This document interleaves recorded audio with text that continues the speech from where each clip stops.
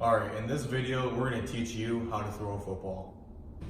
This is how not to throw a football.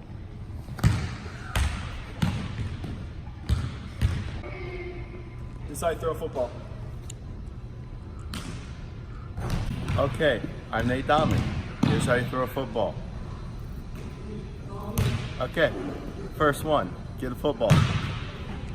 Step two, take your right hand, put it on the ball.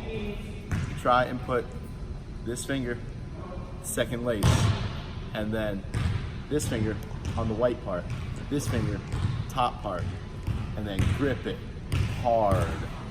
Then you say, hey, there's Ethan, I'll throw it at him. Point your shoulder to him. You what? Turn your feet to him. Whole bodies at him. Take your left hand. Put it on the ball like you're holding a milkshake. Like you can glug it, okay? And then you're gonna grab the ball, look at him, bring the ball back around this area, push off with your feet, and then you throw it.